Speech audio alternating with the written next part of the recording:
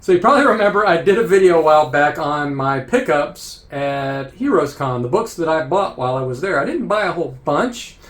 I actually had a pretty limited budget, and I kind of blew a lot of that budget on my first purchase. But I did pick up about 5 books. 4 of them are back. One of them is not back. It's currently waiting to be graded and verified at CGC right now. But the other 4 are here. So the first book I bought, I paid $850 for. And it's actually likely going to be a PC book. And I just couldn't help myself. I saw it there. Being able to see these books in person is infinitely easier. To be able to spot a grade bump, at least that was my experience there, because obviously you have the books right here in your hand. You can look at them at all angles, and the lighting was not great, but good enough lighting to pretty much know what you're looking at. We'll show that book last. I actually don't know the grade on that one, but I do know the grade on the other 3. So let me go ahead and show you those 3 first. The first one is Savage She-Hulk, number 1. And being able to see it in person, obviously the newsstand's a little bit more valuable. This is a $500 or $600 book now. I paid $175 for it, so I'm going to do okay on that one. It's not a huge profit margin, but when I saw it in person, I was like, man, it just already looked like it was undergraded. It looked like a 9.8 in a 9.6 slab, so I went ahead and bought it. So yeah, success. And the next one, which I couldn't believe I got it for the price I did, was an Amazing Spider-Man 266. And I got it as a 9.6, and I paid $100 for it. Now that, for a regular copy of this, that might seem like a lot of money, but this is actually the Mark Jewelers version. I could not believe how nice the book was looking right there at me in that 9.6 slab. Once again, it looked like it could have already been a 9.8. And I don't know if you're familiar with Mark Jewelers. They went to military facilities, bases, whatever, around the world. So they were available to our servicemen and women. So it was a lot lower print run. So there just aren't that many especially super high-grade copies of this book left. You can imagine people bought these at a base, maybe stuffed it in their backpack, carried it around the world with them. So it's extremely special to find one that has 9.8 potential, and to get one at 9.8 is very, very cool. I have no idea what this is worth. I think there was a 9.6 sale. I'm guessing between $500 and $700 now. I really don't know. I'm going to sell it. I'm not a Mark Jewelers collector, although I do have one on my wall over there. I believe it's a 290 Amazing Spider-Man. But yeah, I'm just going to sell it and see what somebody will pay for it. Beautiful, absolutely beautiful copy. So next one, everybody's favorite book that loves Masters of the Universe. Now there's a few kind of grails for Masters of the Universe people out there. This is one of them. DC Comics Presents 47. Now when I say I paid such and such money, that was cash, no tax, shipping, nothing, because I'm obviously standing there. So this is just flat what I paid for it. I paid $400 for this as a 9.6. Probably could have got a lower price. Probably should have gotten a little bit lower price, but I was so confident that this was going to be a 9.8 that I went ahead and just paid the $400. And I actually think I bought this from a local shop near me here in Charlotte. I believe this was sold to me by Rebel Base. So yeah, I like to support my local comic book shop, so I went ahead and paid them the $400. Now it's about an $800, $900, $1,000 book, somewhere in that range. So obviously I did okay anyway. So very, very glad to have this. I'm going to sell this one as well.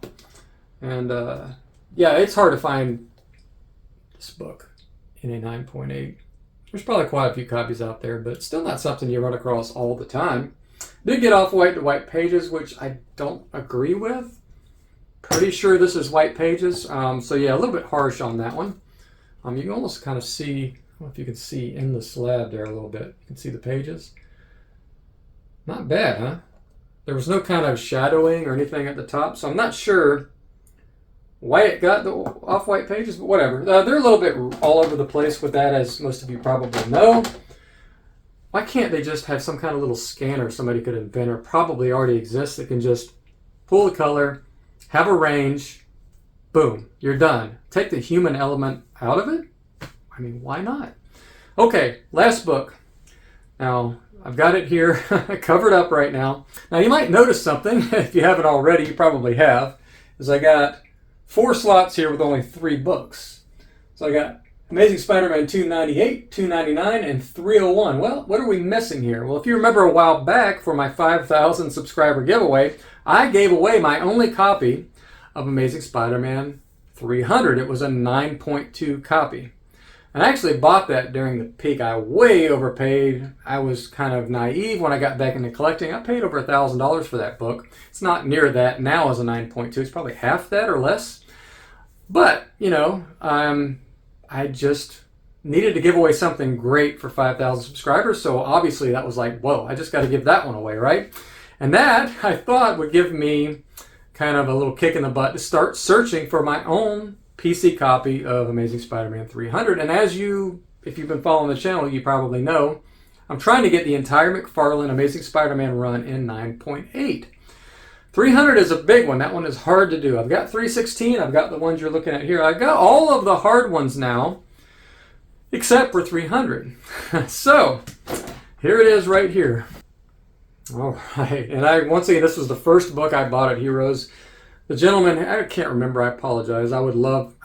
Next year I'll write down where I buy these books. But it was the first place I went. And literally it was the first thing that popped out at me when I saw it on the wall. And he had 2 copies.